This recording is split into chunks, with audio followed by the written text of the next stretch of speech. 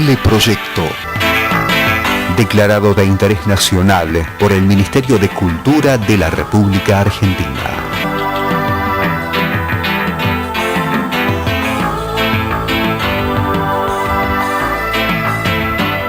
Dirección General, Francisco Fasano.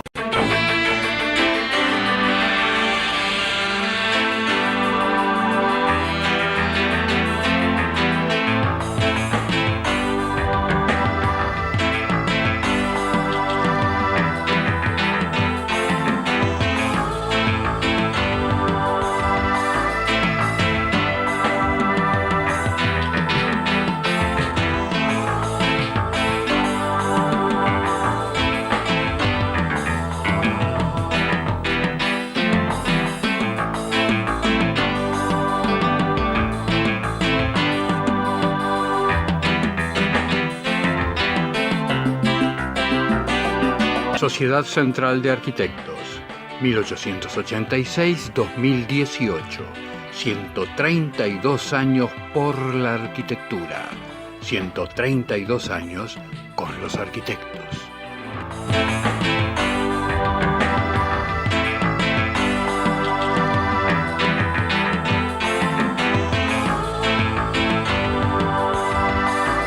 Ya podés ser parte de la Universidad de Morón, con más de 80 propuestas académicas, carreras presenciales y a distancia, con anexos en Capital Federal y Gran Buenos Aires. Informate al 5627-2020 o en www.unimoron.edu.ar.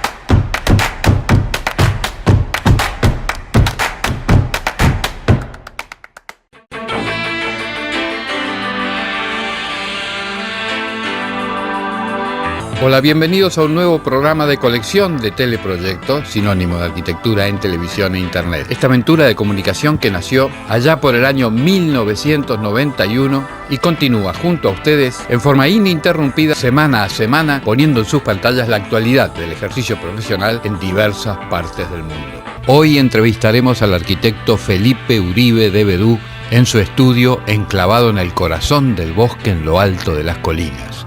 Una especie de monasterio creativo, un profesional que dio el puntapié inicial para la gran transformación de Medellín. Yo estudié en la Bolivariana, en la Pontificia Bolivariana, Medellín. Cursé los 5 años en el 81 hasta el 85. Me gradué en el 86, me gradué en el 87, 88. Pero digamos que hubo una segunda fase de formación muy importante, que fue durante la decanatura de Jorge Pérez en la universidad, que nos hicimos profesores, un paquete de profesores jóvenes, que por fortuna tuvimos toda la experiencia con una cantidad de grandes arquitectos, sobre todo españoles, que nos visitaron en los ciclos. Y esta formación como profesor yo creo que fue la que redondeó, digamos, el proyecto mío como arquitecto. Hay un elemento de vaso comunicante que es, por un lado, cómo la academia nutre a las obras, y por el otro lado, el hecho de ser un arquitecto practicante, de estar haciendo obras, nutre a la academia, ¿no? De hecho, dentro de mi línea de pensamiento en la universidad, y peleé mucho por eso, era que definitivamente no podía haber una línea divisoria entre, o sea, que no existe una arquitectura académica y una arquitectura real, sino la arquitectura es una. Y que básicamente se tiene que soportar en principios absolutamente conceptuales, filosóficos, llamémoslo más académicos, y nutrirse con la realidad. Y es fundamental esa nutrida en un solo plano, o sea, es una. ¿Cuál fue la primer obra pública que llegó a tus manos y que desarrollaste? Pues digamos que la primera obra significativa, que es, digámoslo, privado-pública, fue el crematorio de Campos de Paz. ¿Por qué pública? Porque finalmente, si bien el cementerio es una propiedad de la curia, se cierra, es uno de los espacios fundamentales de Medellín. O sea, acaba siendo un parque público, es un jardín cementerio, y esta noción de este primera vez un encargo, además muy complejo, porque tenía que ver con un crematorio y un cenizario. Y cuando te digo la importancia para mí para el rito, esa primera fase fue muy dura. O sea, nosotros tuvimos que ir, eso fue con Héctor Mejía y Mauricio Gaviria, dos grandes colegas, que éramos equipo en la academia. Dos personas de mayor generación que la mía, pero para como reiterar esa idea de la academia y lo práctico, nosotros estábamos haciendo en la universidad un trabajo de crematorios urbanos cuando sale el proyecto, y eso era un concurso, lo hicimos como si fuera en la academia, o sea, como con todas las pretensiones que teníamos en la academia, y cuando hacíamos la investigación tuvimos que visitar crematorios, y eso era ver cómo se cremaba la gente, ir a un entierro, ir a un velorio, ver todo este mundo de dolor que tiene que ver con ese proceso del rito de la muerte, y sobre todo que es el que queda vivo. O sea, que uno tiene que pensar qué necesitamos hacer para ayudarle al vivo que asuma, digamos, esta pérdida. Y ese fue el primer proyecto importante. De hecho, es un proyecto que hoy lo veo con mucho cariño, porque creo que es un muy buen proyecto, en el sentido de la noción de que es atemporal, poco, que se pensó así desde el principio. Ya tiene, es del 98, y yo creo que sigue con la misma dignidad desde que se planteó.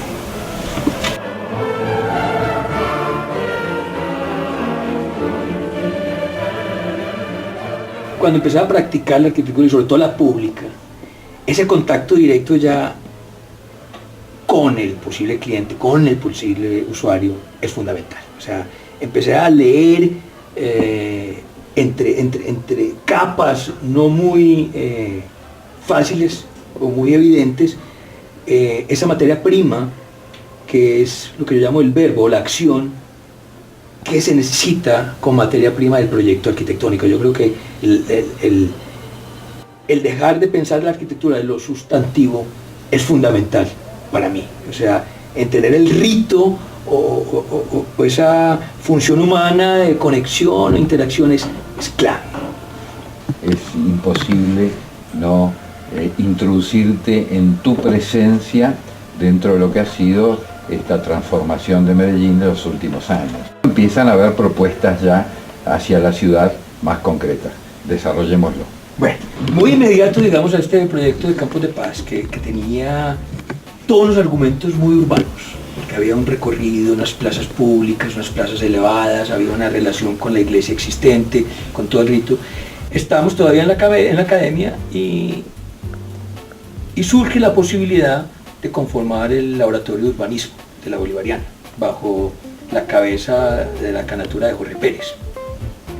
Y fue una disculpa de un proyecto que nunca nunca pretendían que era un gran proyecto, sino un encargo de embellecimiento de unos estacionamientos alrededor del edificio de empresas públicas. Las oficinas del EPM están localizadas en el sector conocido como La Alpujarra 2. Tras casi 40 años de ocupar el edificio Miguel de Aguinaga, sede principal de la empresa desde el año 1957, en 1996 el equipo humano se trasladó a este nuevo destino.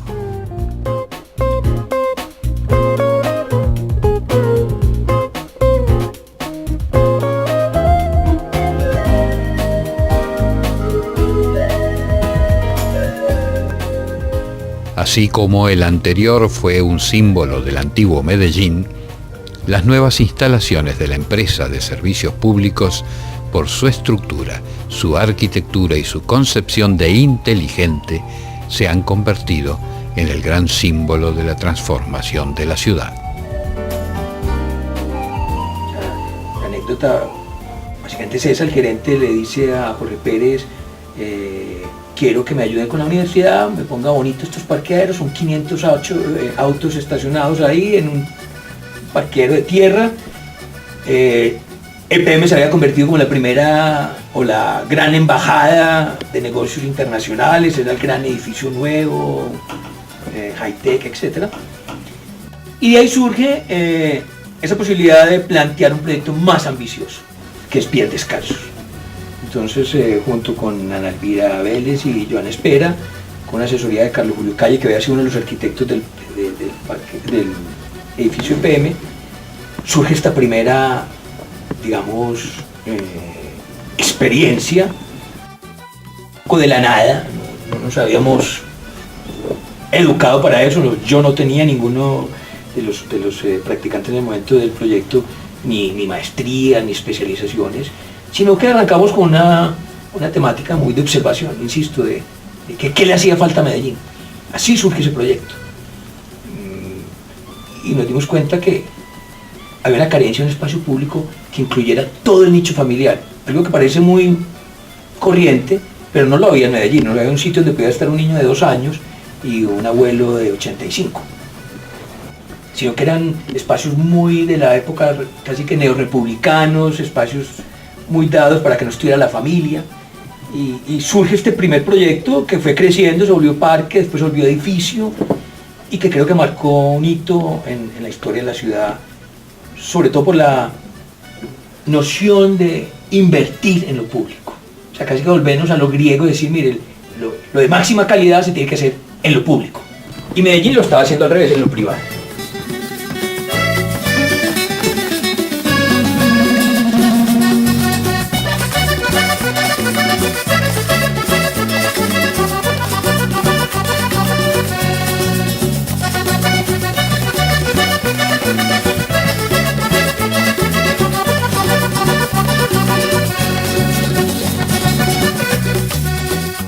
De hecho, en Pies Descalzos está triturado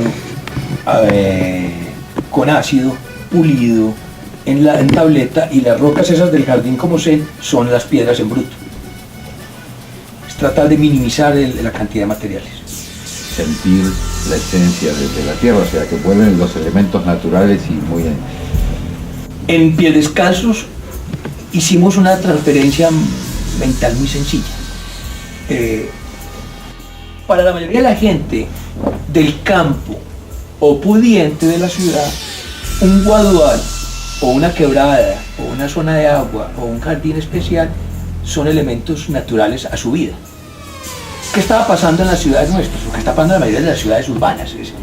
Toda esa noción de naturalidad, o sea, de condición exquisita, como un guadual, que de hecho es un laberinto, es el sitio por excelencia para jugar uno desde chiquito.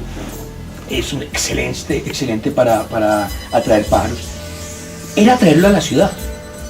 Era decir un poco, mire, esta condición que hay que salir de la ciudad, o que lo tienen solo en la vida rural, o solo élite que puede estar viajando a sus fincas, a sus quintas, ¿por qué no traerlo a la mitad de la ciudad? Y por eso todo lo del agua, por eso se deprime uno de los sistemas de agua, para que cuando te sientes en la grada de abajo, el ruido, y vos no ves la ciudad. Entonces, es recrear sencillamente ese murmullo de estar uno sentado en la quebrada, en la cascada. El guadual es lo mismo, el remojarse los pies es lo mismo. Ese espacio luego va impulsando a continuar con otras piezas arquitectónicas que van completando todo el área, ¿no? Cuando uno tiene poca experiencia, diría yo que uno es muy ambicioso y lo motiva a uno las ganas. Entonces, pensábamos que el proyecto no podía quedar ahí y se hizo como un plan integral de la zona. O sea, paralelo al encargo, se nos ocurrió a los del equipo que teníamos que dejar algo, o sea, como tocar el entorno inmediato. Había unas antiguas bodegas de los cafeteros, en desuso ya. O sea, que uno sabía que eso tenía que transformar. Está el Palacio de Exposiciones, está el Teatro Metropolitano.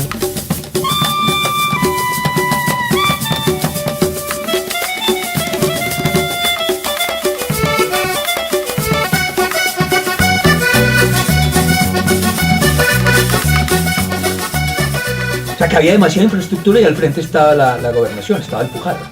O sea, era evidente que teníamos 2 lotes vecinos, 3 lotes vecinos que no podían resistir la condición que tenían en ese momento. O sea, se hace ese plan, se genera un plan maestro que finalmente no se concreta como tal, pero suscita la idea del concurso del centro de convenciones. De ahí surge muy rápido el concepto de Plaza Mayor, que fue un concurso público.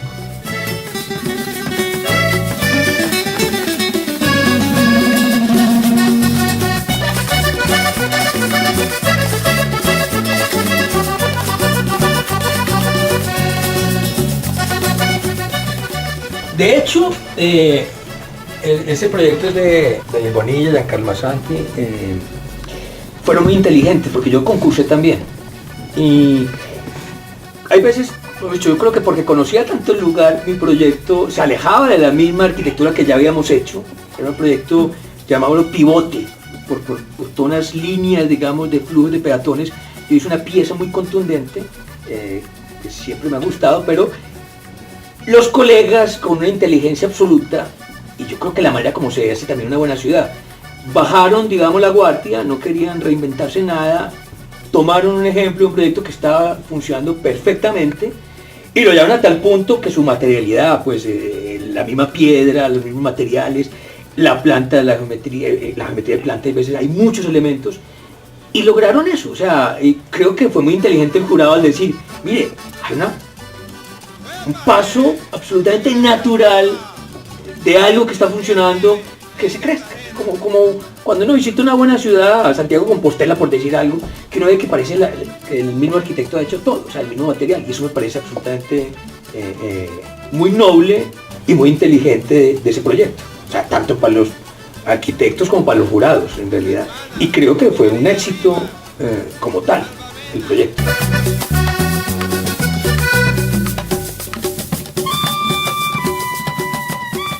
¿Cómo ves hoy la formación de los futuros profesionales? ¿Salen preparados como para ejercer la arquitectura o tienen que hacer esa experiencia que en medicina sería la residencia? Mira, yo creo que yo la verdad ya hace un par de años no estoy de planta en la academia, o sea, me he limitado más a unos cursos específicos de maestría, de hecho en Argentina me han limitado un poco. Pero por lo que veo, porque tengo una experiencia, yo tengo practicantes, o sea, la universidad, aquí en el estudio prácticamente el 80% del trabajo, el 70% se hace con practicantes. Tengo practicantes de Venezuela, tengo practicantes de Santa Fe en Argentina, he tenido por casi 5 o 6 años. Y veo que sigue siendo un elemento indispensable, esta noción antes de entrar al terreno ya profesional, pasar por un estudio y sobre todo un estudio en donde ellos puedan entender que no hay esa diferencia, insisto, entre lo académico y lo profesional. O sea, este estudio es como si estuviera haciendo un trabajo cualquiera en la universidad, se hacen 1000 maquetas, se hacen 1000 bosquejos, se hacen dibujos por computador, se hacen esquemas a mano, se investiga, se busca información, o sea, como se haría un proyecto realmente en la universidad, o como se hace un proyecto realmente en la vida concreta.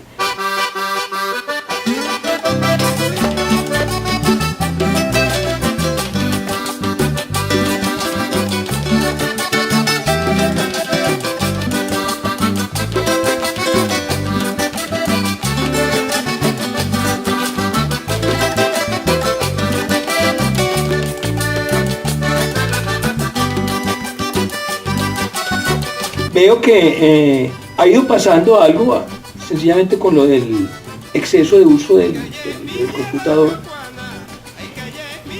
hay veces hay mucha distancia consciente de lo que la persona está dibujando. Yo no sé cómo explicarlo técnicamente, pero hay una capacidad de abstraerse del diseño en el computador que es muy difícil cuando lo estás haciendo o trabajándolo a mano. No es que se necesite trabajar a mano, y obvio, es una herramienta absoluta, pero hay mucha capacidad de desinformarse mientras trabajan creyendo que saben. O sea, hay un bache curioso.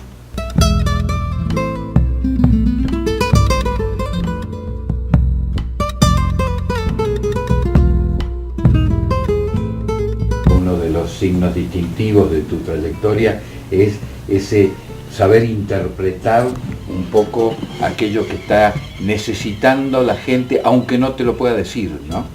De hecho, yo sostengo una de mis, casi que mi discurso permanente en la academia es, le digo al estudiante, mire, la mejor herramienta es aprender a escuchar lo que se ve. Eso que parece tan sencillo, no lo es tal, pero es fundamental. Y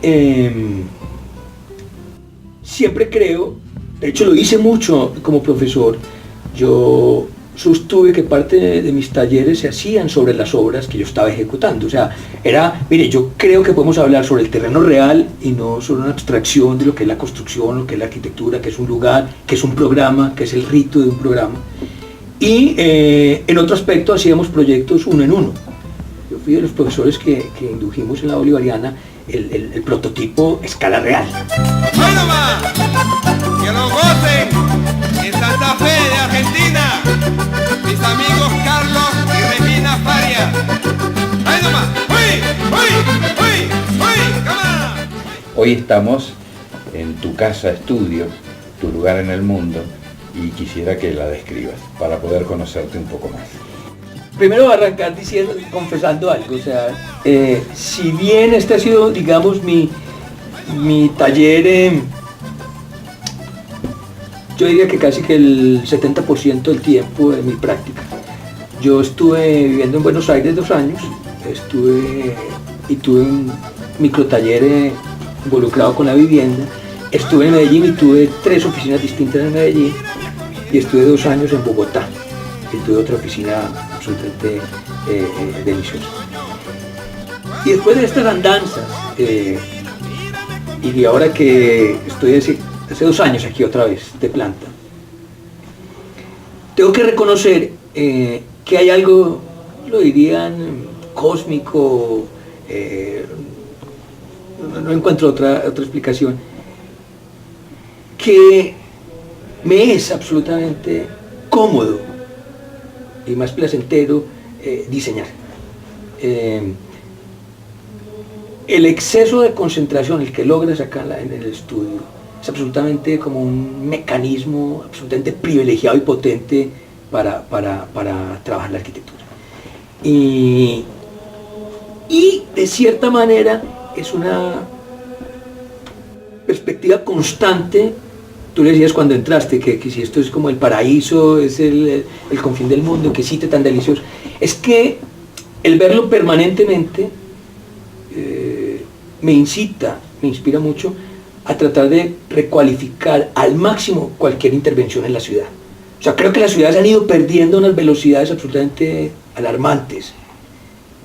Esto que puede estar en una, pues lo tiene el Central Park, lo tiene el Hyde Park en las ciudades, bueno, está uno, o en el Vicente López, aunque ya le pusieron reja, lamentablemente, ese fenómeno de Buenos Aires me tiene triste. Y es básicamente un sitio de retiro. De hecho, como trabajo acá es bastante extremo. Yo lo primero que hago en la mañana, vengo acá, yo escucho música gregoriana, ahí me siento, yo dibujo todavía con paralela, o sea, yo no trabajo con computador. El sistema es de dibujo, se raya, se esquema, se escanea, van dibujando, redibujan, me pasan. El equipo de trabajo no escucha música. Es si se necesita hablar, se tiene que hablar es un poco de lo que estamos haciendo. Y casi que te diría que es un retiro, voy a estar en un monasterio, o sea, creo que el silencio es tal vez de los lujos contemporáneos, bueno, históricos, más sofisticados que hay. Y es algo que, si bien la ciudad se ha preocupado mucho de verdes, de parques, no se ha preocupado seriamente del ruido. Y este lugar es eso, es silencio. Creo que para mí, indudablemente, el silencio es indispensable a la hora de trabajar. O sea, no soy capaz de trabajar con aparatos sonando, todo el mundo hablando, con equipos de sonidos, con una ciudad, con un tren encima. O sea, la verdad, me habitué a esto. Mi casa está aquí a 200 metros, es metida en el bosque. Y considero que el silencio y la creación y el arte son dos elementos que trabajan de la mano. Y también creo que a esta tranquilidad, digamos, a esta reserva, que es necesaria para decantar todo lo que vos ves, todo lo que vos lees, se le agrega los viajes. O sea, yo por eso digo que un viaje a Buenos Aires, a Nueva York, o sea, metida la ciudad en una inyección, o sea, intravenosa, llena de información, estos lugares son especiales para decantarlos. O sea, yo no contesto el celular en la mañana, no contesto correos en la mañana, o sea, simplemente me concentro en arquitectura. Es muy difícil hoy, por los tiempos que nos dan, que son muy breves, por las exigencias técnicas, cada vez tenemos que manejar más técnicos, o sea, ya uno maneja 18 técnicos y 19 especialistas. Esa concentración se me hace fundamental.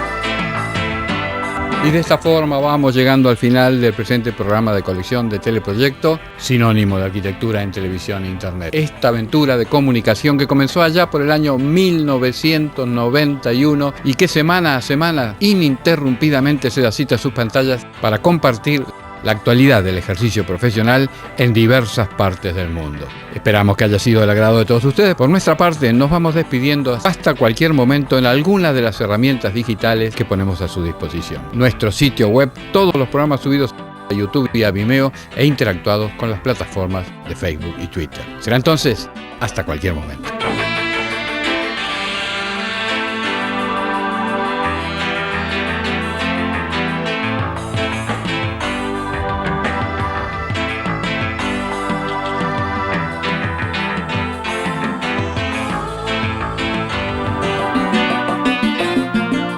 Sociedad Central de Arquitectos, 1886-2018, 132 años por la arquitectura, 132 años con los arquitectos.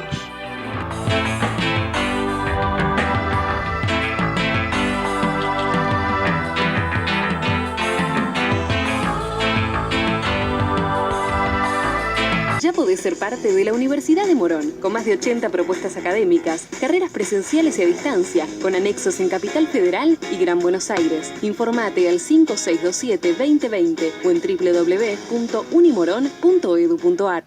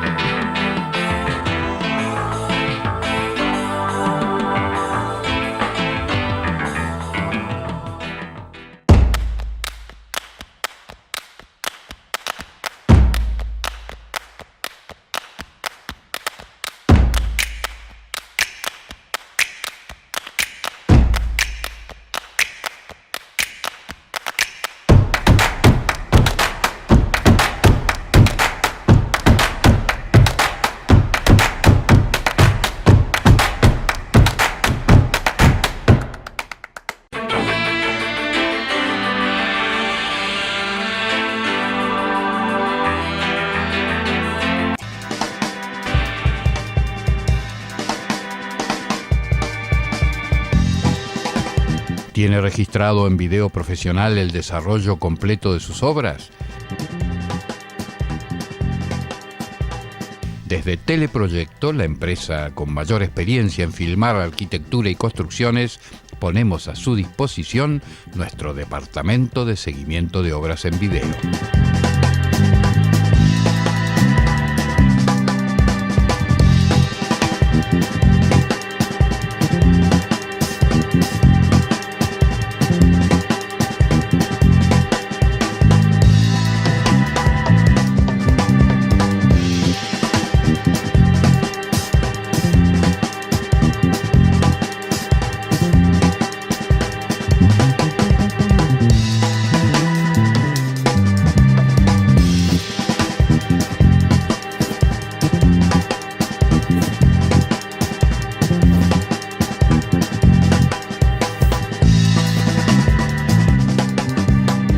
Es otro servicio de Teleproyecto, la construcción en imágenes. Más de un cuarto de siglo filmando obras.